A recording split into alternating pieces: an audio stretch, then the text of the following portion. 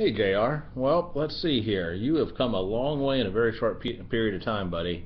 Looking very good. 5 main things we've been working on since we first started working with you. It's creating torque, working the front shoulder up, extending and hitting through the ball, not casting the bat away from the back shoulder, and driving the right side. There is a lot of improvement here. It's actually really just night and day versus when we first saw you, if you remember that first video. So as we come through here, we see that everything's still kind of moving together. That's a big thing that we're going to focus on in my next section here with you. But there's some very good things happening here. There's your heel plant, and notice we talked about this last time, how your head stays perfectly still as you start to rotate around your body. That is absolutely perfect. Another nice thing that I'm looking at here is much better is this area here. Look how that bat is being pulled right next to that back shoulder. That looks great. And look at this. Look at that back foot. It's not rolling. You're driving your right side, pinching this knee in, and that looks good. You're driving the right side here so hard actually that your back foot comes off the ground. As we can see in some of the Major League photos and videos that we watch, you see kind of a similar thing. So that is really good. Up here, and this ball you absolutely nutted. There's your extension, so that looks very good. If we go back a couple frames, right here, well, there's impact. Okay, so what I would like to see if we could work on, and we'll continue to do this, is actually now just driving that arm straight towards the pitcher. Okay, and then coming in and extending right there, and still cutting across your body just a little bit, but just a bazillion times better. That looks really, really good. So I would say there's probably 3 areas that we still need to focus on. One is we definitely need to get the separation between the top and bottom. You're still kind of coming all together, and what I want to do here is do a split screen and watch our good buddy Miguel here. Here he is. Okay, watch this. Now, as he moves forward, watch what's happening here. What are his hands doing? His body's forward, but where his hands and his bat are actually going back. Whereas if you look over here with you, as you come forward, everything's traveling together. You see the difference there? Everything's traveling together. Whereas here, let's take a look again at this. Okay, torque. Remember that torque we're talking about. He's winding himself up. That, for a big guy, is absolutely unbelievable. So that's something we definitely need to work on, and that's going to allow you to create more torque. Okay, the bigger thing that that's going to allow you to do is it's going to allow you to adjust to the pitch when it's coming in. And that means if you're expecting a fastball and it's not a fastball, it's an off-speed pitch of some sort, that will allow you to change your bat path to match the plane of the pitch. And we'll talk about that in a second. The other thing I really want you to focus on, and this is something actually Liam works on all the time, is watch as we're moving together your front shoulder. Okay, you haven't landed yet, and your front shoulder's all the way up here. Okay, now in comparison, look at this guy, Miguel here. He's landing. Look what he's doing with his front shoulder. Look at all that torque he's creating. There he lands.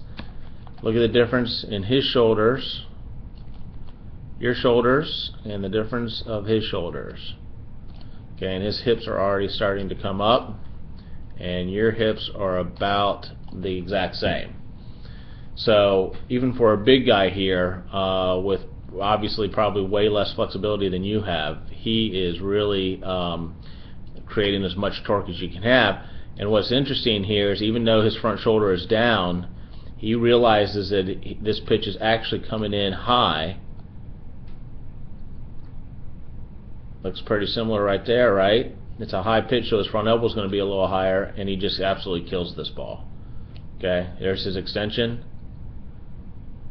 Look at his bat next to his shoulder, driving his right side. Look at his back foot, completely off the ground, and he extends. Man, is that pretty. Okay, same time, single string here, Similar in a lot of ways. Now, here's the main thing that we need to focus on. Alright, so this ball is coming in probably about there. Okay, that's the path of the ball coming in here. Let's see if I got that right. Yep. Okay, now what has happened is because you have not driven your right side quite enough and you did not have separation between your hips and shoulders, there's only really one spot with your swing as it comes down that you're going to make contact with this ball, and that's right where you made contact with the ball. Again, you absolutely killed this ball. But if you were split second early or split second late, you probably would have popped this ball up or hit it into the ground, which is what we see with you. When you miss, that's what you usually do. Okay, you either kill the ball or you're popping it up or hitting it in the ground. The reason why that is we come through here. I need you to, okay, we already talked about straddling your front shoulder down. Now your heel plant, your shoulder should still be, your shoulder should be a little much like that. Okay, so let's get that out of there.